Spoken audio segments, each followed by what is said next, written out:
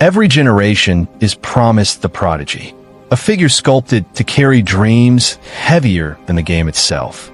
We were told he was a machine, flawless, invincible, but machines don't bleed, and gods don't crash into fire hydrants in the middle of the night. This was Tiger Woods. For the world, the promise had a face, a brand, a logo. We watched the victories. We counted the majors. We bought the illusion of perfection. But behind a Nike swoosh and the Sunday red, a war was raging. A psychological fracture that began long before the world heard the glass break.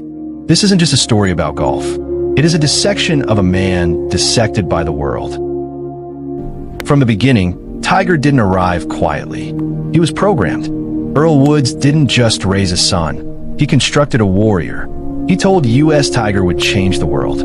He told us he was the chosen one. And for a decade, the programming worked. Before the pressure, golf was simple. Domination was routine. He wasn't playing against others. He was playing against history. But greatness brings isolation. To be the best is to be alone. He built a fortress around himself. A cold, impenetrable exterior that deflected questions, emotions, and humanity. We call it focus. In reality, it was a prison. He became a billionaire athlete, a global icon, and a ghost in his own life. At the height of his powers, Tiger reached sport's highest stage. The 2000 U.S. Open, the Tiger Slam. He was the perfect corporate avatar. Safe, clean, sterile. But the human mind cannot survive solely on perfection. The repression required to maintain the Tiger brand created a shadow. While the world worshipped the saint, the sinner was growing restless. He sought escape, adrenaline, validation that didn't require a scorecard.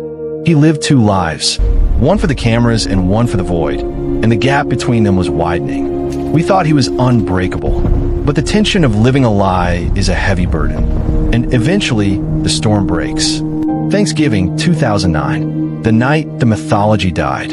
It wasn't a slow decline. It was a sudden, violent collision with reality.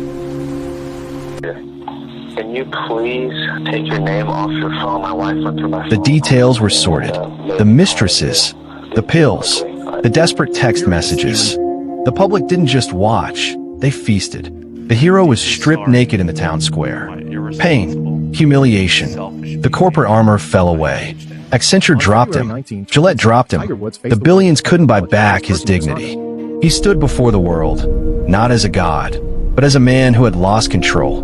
The psychological ruin was absolute. The invincibility was gone. And once the world sees you bleed, they never fear you the same way again. Then came the physical collapse. The body followed the mind. Back surgeries, knee reconstructions. The machine was rusting, the gears grinding to a halt. Wow. It went down. 2017, the mugshot. A man found asleep at the wheel, confused, broken by a cocktail of painkillers meant to numb the agony of simply existing. Was this the king? Was this the chosen one? He returned, yes. The 2019 Masters was a miracle, a final flicker of the old flame. But here it is. The return to glory.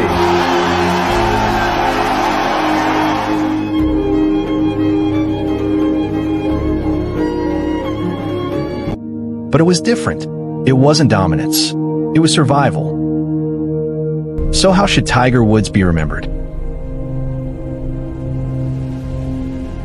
As the greatest to ever swing a club? Or as a cautionary tale of what happens when we demand perfection from flesh and blood? He gave us brilliance. We took his peace. Paris promised freedom for Neymar. Golf promised immortality for Tiger. But both demanded everything. Not an ending, but a quiet retreat from a storm. What's his legacy?